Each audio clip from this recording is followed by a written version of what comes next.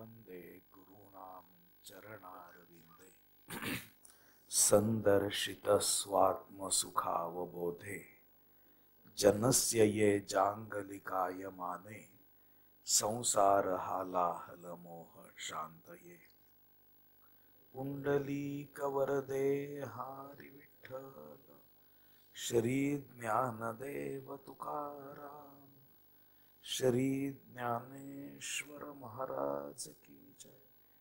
परमहंस सद्गुरु स्वामी स्वरूपानंद महाराज, परमहंस सद्गुरु स्वामी माधवनाथ महाराज की जय। सब संतन की जय जय जय रघुवीर समर्थ।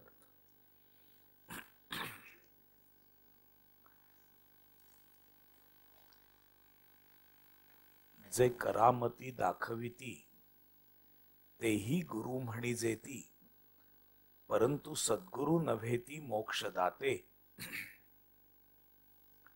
सभा मोहन भुररे चेटके, साबर मंत्र कौटाले अनेके। नाना चमत्कार कौतुके असंभाव्य सांगती। सांगती औषधी प्रयोग का सुवर्ण धातूचा मार्ग। दृष्टी बंधने लागवेग अभिलाषाचा। साहित्य संगीत राग ज्ञान गीत नृत्य तानमान। नाना वाद्ये सिकविती जन तेही एक गुरु। विद्या सिकविती पंचाक्षरी, ताडे तोडे नाना परी। का पोट भरे जयावरी ते विद्या सिकविती। जे यातीचा जो व्यापार, सिकविती भरावया उदर। तेही गुरु परी साचार सद्गुरु नव्हेती। आपली माता आणि पिता तेही गुरुची तत्वता। परी पैल पार पावविता तो सद्गुरु वेगळा। गायत्री मंत्राचा उच्चारू, सांगे तो आचार तो साचार गुरु। परी ज्ञाने वीण पैल पारू पाववी जेत नाही।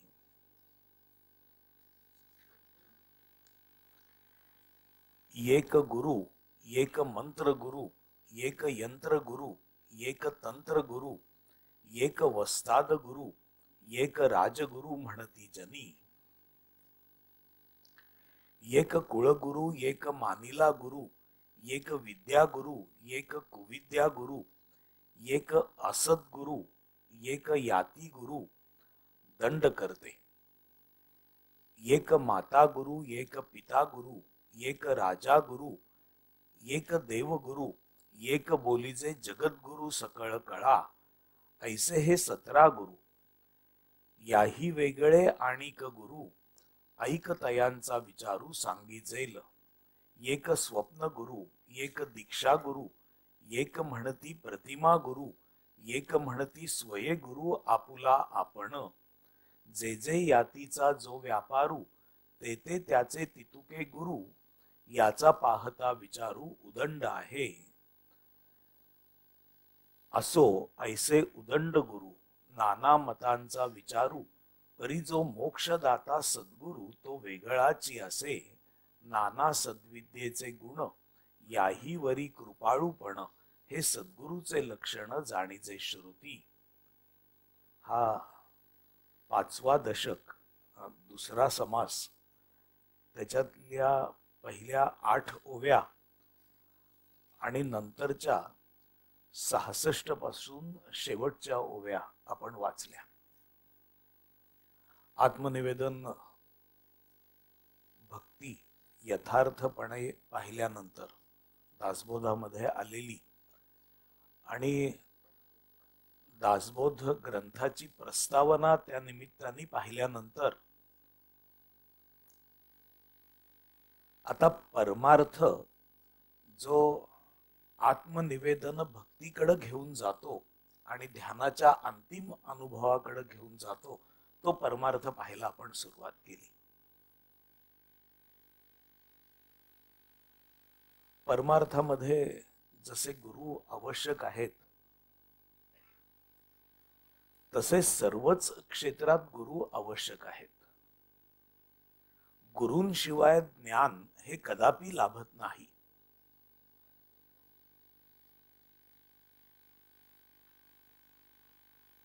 आणि गुरूंची ओळखण होणं, गुरूंचं सन्निधान लाभणं,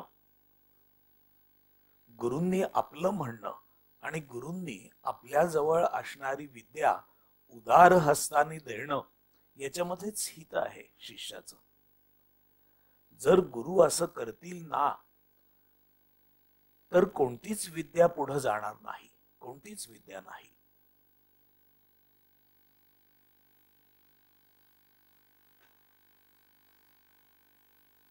त्यामुळे गुरूंची आवश्यकता ही अधोरेखितच आहे. गुरूंशिवाय ज्ञान नाही. कोणतंच ज्ञान त्या क्षेत्रातला जो अनुभवी आणि पारंगत आहे त्याच्याकडूनच घ्यायला लागतं. त्याच्याशिवाय ज्ञान मिळत नाही. केवळ ग्रंथांमधून ज्ञान मिळतं हे अशक्य आहे, केवळ ग्रंथांमधून. याचं कारण वाचणं आणि बुद्धीमध्ये ठसणं ही क्रिया देखील घडते मनुष्याच्या जीवनामध्ये, वाचणं आणि ठसणं. पण वाचणं आणि आपल्याला अवगत होणं याच्यापेक्षा कोणीतरी सांगणं, ते एकाग्र चित्ताने ऐकणं, त्याचं श्रवण करणं आणि ते अंतरी ठसणं हे जास्त परिणाम करतं.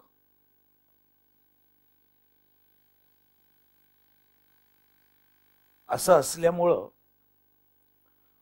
गुरु, कोणत्याही क्षेत्रातले गुरु ही आपल्या करता, म्हणजे त्या अभ्यासाचा जो विद्यार्थी आहे त्या विद्यार्थ्यांकरता अतिशय अवश्यंभावी अशी संस्था आहे. जर गुरु नसतील, एक, किंवा गुरूंनी ज्ञान देणं नाकारलं, हे दोन, गुरूंची ज्ञान देण्याची इच्छा नाही, तीन, तर शिष्याची धडगत नाही. असं असल्यामुळंच सर्व प्रकारचं ज्ञान उपलब्ध असण्याच्या आजच्या काळामध्ये देखील शिकवणं आणि शिकणं या प्रकारचं ज्ञानच तशा प्रकारे आपल्या मुलांना पुढं नेणं हे प्रत्येकाला आवश्यक वाटतं. समर्थांनी सद्गुरु लक्षण, सद्गुरूंची ओळखण होण्याच्या आधी गुरु म्हणून ज्या ज्या संकल्पना आहेत त्या सगळ्या संकल्पनांबद्दल विचार व्यक्त केला. सर्वसाधारण शिक्षक, गुरु आणि सद्गुरु अशा तीन प्रकार आहेत, कॅटेगरीज आहेत, त्यांना गुरु म्हणण्याचाच प्रघात आहे. जो शिक्षक आहे तो गुरुच असतो. शिक्षकाचं ज्ञान मर्यादित असतं. त्याच्यापाशी जेवढं ज्ञान असतं तेवढं ज्ञान तो देतो आणि त्याचा मोठा उपकार आहे. अगदी बालवाडीपासून आपल्याला जर आठवत असेल तर सगळ्या प्रकारच्या गुरूंची आवश्यकता आहे. अगदी शिक्षक म्हटलं तरी शिक्षकाचं काम अतिशय पवित्र आहे. शिक्षक हा उपकार करताच आहे, शिक्षक गरजेचा देखील आहे आणि शिक्षक ज्ञानदाता या भूमिकेतून काम करणारे आहेत. अगदी अक्षर ओळख असल्यापासून शिक्षक, शिक्षकाशिवाय ज्ञान नाही. शिक्षकाचं ज्ञान हे मर्यादित असतं. शिष्याला एका विशिष्ट मर्यादेपर्यंत नेऊन सोडणं आणि त्याच्या पुढचे शिक्षक लाभणं, अशा प्रकारे शिक्षक आणि विद्यार्थी याचं ज्ञान पुढे जात असतं.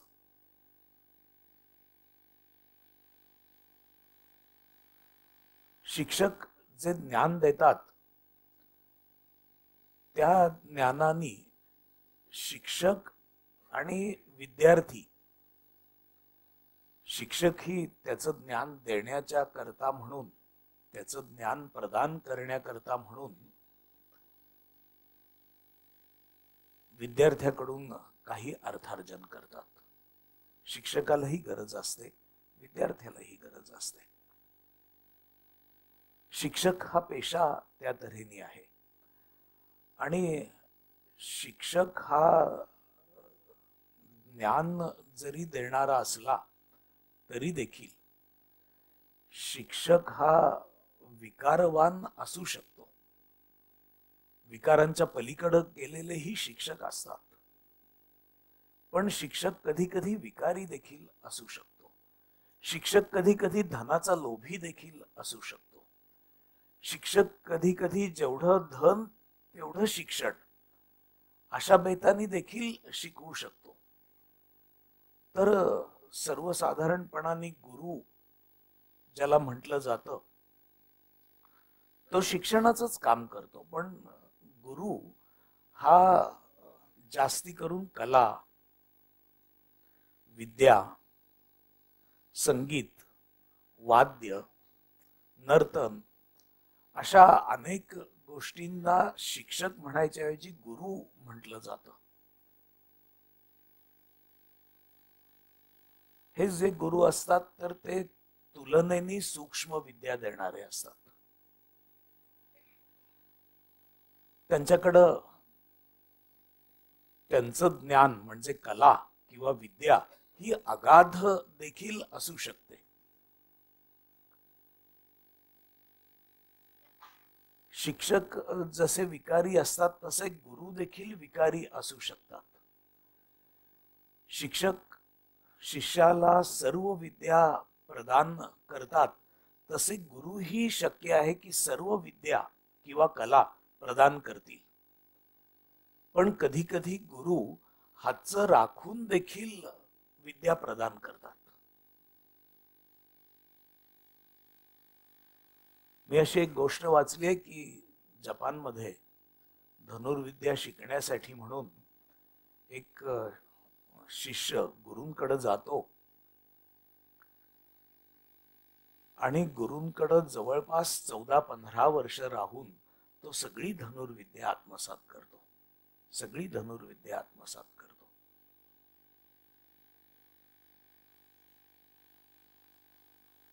आता त्या शिष्याला गुरूंकडून धनुर्विद्या आत्मसात करायची राहिलेली नसते.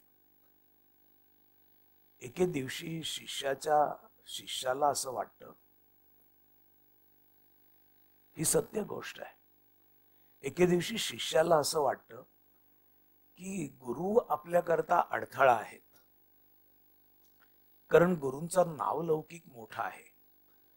आपल्याला जर गुरु व्हायचं असेल तर हे गुरु नसले पाहिजेत. हे गुरु जर नसतील तर आपल्याला गुरु मानलं जाईल.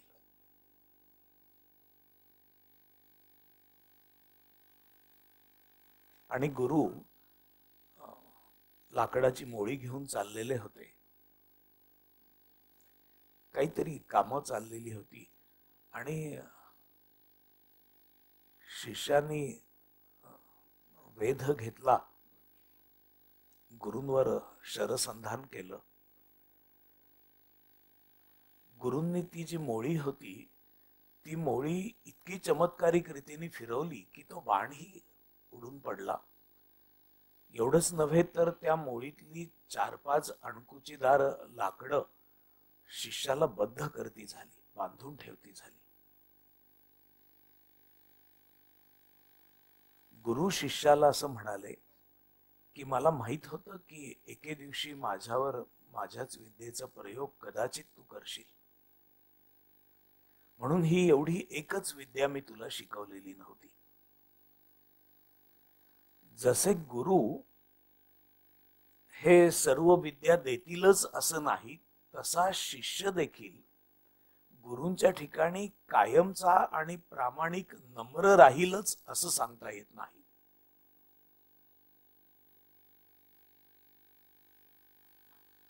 कलेमधले जे गुरु असतात ते गुरु जोपर्यंत आपण कार्यरत आहोत तोपर्यंत कधी कधी शिष्याला संपूर्ण पुढे येऊ देत नाहीत, असं देखील घडतं.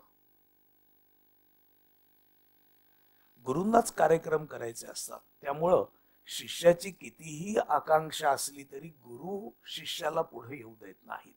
असंही होऊ शकतं. शिष्याला पुढं नेणारे गुरु आहेत, पुढं न नेणारे देखील गुरु आहेत. परमार्थामध्ये देखील शिक्षक आहेत.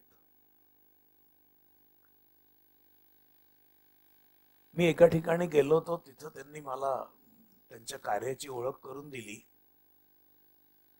ते ज्ञानेश्वरीच्या संदर्भातच कार्य करतात.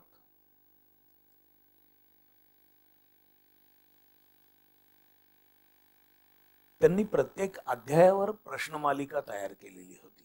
प्रत्येक श्लोकांवर प्रश्न काढलेले होते आणि ते अध्याय शिकवतात, त्याच्यावर प्रश्न काढतात, टिपा लिहा, गाळलेल्या जागा भरा, जोड्या जुळवा आणि ही ज्ञानेश्वरी अधिक अवगत व्हावी असा ते प्रयत्न करतात. प्रयत्न तर स्तुत्य आहे, चांगला आहे. अनेक ग्रंथांचा अशा प्रकारे अभ्यास केला जातो. थोडक्यात उत्तर द्या, विस्तृत उत्तर द्या. तर पारमार्थिक ग्रंथ देखील शिक्षकाच्या थाटाने शिकवणारे गुरु आहेत. पारमार्थिक ग्रंथ हे प्रवचनकार तयार करण्यासाठी म्हणून शिकवणारे देखील शिक्षक आहेत. अनेक संस्था अशा आहेत की ज्या कीर्तनकार तयार करणं असा त्यांचा हेतू असतो, प्रवचनकार तयार करणं असा त्यांचा हेतू असतो. आणि तिथं जे शिक्षक असतात त्यांना गुरुच म्हटलं जातं. या गुरूंना साधनेविषयी कोणतीही कल्पना नसते. ते अस्खलित उत्तम कीर्तन करू शकतात, प्रवचन करू शकतात, ते प्रबोधन देखील करतात. हे जे शिक्षक आहेत, ते शिक्षक जे विद्यार्थी तयार करतात, ते विद्यार्थी देखील गावगन्ना फिरून कीर्तन करतात, प्रवचन करतात. पण ती गोष्ट शिक्षकांपासून गुरूंपर्यंत जाणं ही फार मुश्किल गोष्ट राहते. कारण गुरु अनुभवाचा पाहिजे, गुरु साधना करणारा पाहिजे. शब्द ज्ञान जे आहे तर ते शिकवणं. आमच्या ऑफिसमध्ये एक जण होते, ते उपनिषदाच्या क्लासला जायचे. कोणत्या तरी कॉलेजमध्ये असणाऱ्या क्लासरूम मध्ये हा क्लास भरायचा आणि उपनिषदांचा अभ्यास हे त्या प्रकारेच तिथं केला जात असे. शब्द, शब्दाची फोड, त्याचं व्याकरण, धातू, त्याचा अर्थ आणि मग कसा नेमका शब्द वापरलेला आहे, याच्याऐवजी दुसरा शब्द वापरला असता तर काय परिणाम झाला असता. जी सहज सांगितलेली गोष्ट आहे, गुरु शिष्याचा संवाद म्हणून उपनिषद आहेत. सद्गुरूंच्या पायापाशी बसून त्यांच्याकडून ज्ञान घेतलं, ते सहज बोलले, ते सद्गुरूंच्या जवळ बसून शिष्यानी स्वीकारलं, त्याला श्रुती असं म्हणतात. म्हणजे सद्गुरूंकडून जे ऐकलेलं होतं ते शिष्याने लिहून ठेवलं, याला उपनिषद म्हणतात. ही उपनिषद शिक्षकी पेशाने शिकवणारे देखील आहेत. आणि गणेशनाथ महाराज उपनिषदावर निरूपण करायचे. स्वामीजींनी उपनिषदावर निरूपण केलेली आहेत. ही शिक्षकी पेशाने केलेली निरूपण नाहीत, तर सद्गुरू म्हणून केलेली निरूपण आहेत. त्याच्यामध्ये काही फरक आहे. हा काय नेमका फरक आहे